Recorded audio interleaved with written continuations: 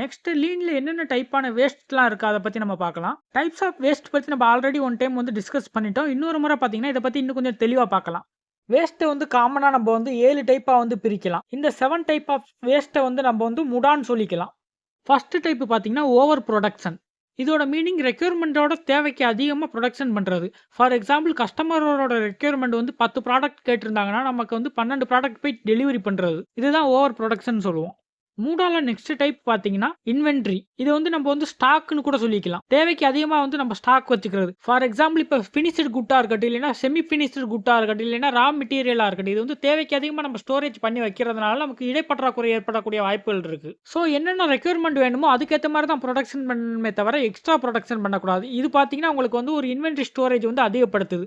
இதுவும் ஒரு டைப்பான வேஸ்ட் தான். முடாவில் நெக்ஸ்ட் டைப் பார்த்தீங்கன்னா டிஃபெக்ட்ஸ், ரிப்பேர் அண்ட் ரிஜெக்ட்ஸ். இப்போ ரெகுலர் கஸ்டமராக இருக்கட்டும், இல்லைன்னா நியூ கஸ்டமராக இருக்கட்டும், அவங்க பயன்படுத்த முடியாத அளவுக்கு இருக்கக்கூடிய ஒரு ப்ராடக்டாக இருக்கட்டும், சர்வீசஸாக இருக்கட்டும், அதுக்கு நம்ம கொடுக்கக்கூடிய எஃபர்ட்ஸ் பார்த்தீங்கன்னா ஒரு வேஸ்ட்டு தான். ஃபார் எக்ஸாம்பிள் நம்ம கஸ்டமர் பயன்படுத்த முடியாத மாதிரி ஒரு குவாலிட்டி இல்லாத பொருளை தயாரிக்கணும்னா குவாலிட்டி கண்ட்ரோல் டீமால் அது வந்து நிராகரிக்கப்பட்டுரும். நெக்ஸ்ட் டைப் ஆஃப் வேஸ்ட் பார்த்தீங்கன்னா மோஷன். ஒரு ஆர்கனைசேஷன் இல்லைன்னா பிஸ்னஸ் ஆக்டிவிட்டியில் இருக்கக்கூடிய தேவையில்லாத மோஷன் பார்த்தீங்கன்னா ஒரு வேஸ்ட் டைப் தான். இப்போ ஒரு எக்ஸாம்பிள் எடுத்துக்கலாமே. ஒரு ஆர்கனைசேஷனில் account department and financial department பார்த்தீங்கன்னா ஃபர்ஸ்ட் ஃப்ளோரில் ஒர்க் பண்ணிக்கிட்டு இருக்காங்க. பட் கஸ்டமருக்கு பில் போட்டு இன்வைஸ் போடக்கூடிய டிபார்ட்மெண்ட் பார்த்தீங்கன்னா கிரவுண்ட் ஃப்ளோரில் ஒர்க் பண்ணிக்கிட்டு இருக்காங்க. ஸோ ஒவ்வொரு முறையும் பில் போட்டு இல்லைன்னா இன்வைஸ் ஜென்ரேட் பண்ணி அக்கௌண்ட்ஸ் டிபார்ட்மெண்ட் அண்ட் ஃபைனான்சியல் டிபார்ட்மெண்ட்டுக்கு ஃபர்ஸ்ட் ஃப்ளோருக்கு எடுத்துகிட்டு போக வேண்டியதாக இருக்குது. இது ஒரு தேவையில்லாத மோசம் தான். இதனால டைம் வந்து ரொம்ப வேஸ்ட் ஆகுது. முடால நெக்ஸ்ட் வேஸ்ட் டைப் பார்த்தீங்கன்னா ஓவர் ப்ராசஸிங். கஸ்டமர் ரெக்யர்மெண்ட்டுக்கு அதிகமாக தேவையில்லாமல் ஒரு ப்ராசஸில் வந்து எக்ஸ்ட்ரா ஒரு ஸ்டெப்பை வந்து ஆட் பண்ணுறது தான் இந்த ஓவர் ப்ராசஸிங்னு சொல்லுவோம். இதுக்கு ஒரு எக்ஸாம்பிள் சொல்லணும்னா இப்போ கஸ்டமரோட ரெக்யர்மெண்ட் பார்த்தீங்கன்னா ஒரு வாட்டர் பாட்டில்னு வைங்க. நீங்கள் வந்து கஸ்டமருக்கு டெலிவரி பண்ணும்போது எக்ஸ்ட்ரா வந்து அதுக்கு பார்த்தீங்கன்னா ஒரு கவர் போட்டு கொடுக்குறீங்க. இது பார்த்தீங்கன்னா ஒரு தேவையில்லாத ப்ராசஸ் தான். நெக்ஸ்ட் டைப் பார்த்தீங்கன்னா வெயிட்டிங்.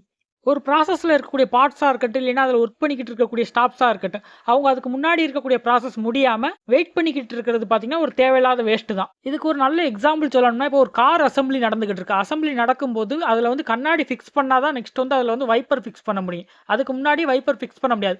ஸோ கண்ணாடி ஃபிக்ஸ் பண்ணுற வரைக்கும் அந்த வைப்பர் ஃபிக்ஸ் பண்ணுறவங்க எல்லாருமே வெயிட் பண்ணிக்கிட்டு இருப்பாங்க. இது பார்த்தீங்கன்னா ஒரு டைம் வேஸ்ட் தான். இந்த ப்ராப்ளம் எதனால ஏற்படுதுன்னு பார்த்தீங்கன்னா டைம் வந்து செட்டில் பண்ணும்போது எல்லாத்துக்குமே ப்ராப்பராக பண்ணணும். இம்ப்ராப்பராக பண்ணும்போது இந்த மாதிரி இஷ்யூஸ் வந்து ஏற்படுது.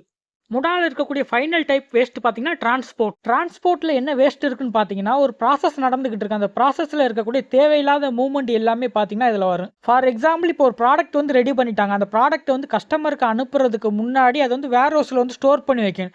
பட் அந்த வேர் ஹவுஸ் வந்து ப்ரொடக்ஷன் பண்ண இடத்துல இருந்து ஒரு 10 கிலோமீட்டர் தொலைவில் இருக்குன்னு வைங்க.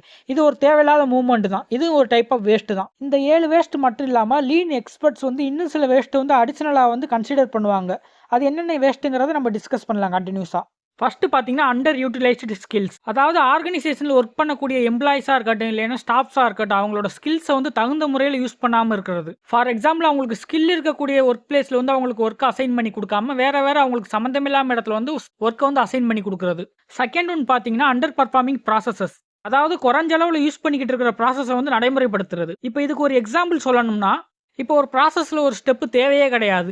பட் அந்த ப்ராசஸை வந்து ஆட்டோமேஷன் ஆக்கி அதுக்கு அந்த இடத்துல ஒரு ரோபோட் வந்து ஃபிக்ஸ் பண்ணுறதுனால என்ன தேவையில்லாமல் ஒரு வேஸ்டேஜ் நடக்குது. இந்த மாதிரி அந்த ப்ராசஸ்லேருந்து எலிமினேட் பண்ணக்கூடிய அந்த ஸ்டெப்பை வந்து தேவையில்லாமல் இம்ப்ரூவ் பண்ணுறது. இந்த மாதிரி எலிமினேட் பண்ணக்கூடிய ப்ராசஸ் வந்து தேவையில்லாமல் இம்ப்ரூவ் பண்ணுறதுனால என்ன ஆகும் பார்த்தீங்கன்னா ஆல்ரெடி இருக்கிற ப்ராசஸ் வந்து ஒரு ஃப்ளோ இல்லாமல் சிமெண்ட்ரி இல்லாமல் மாறி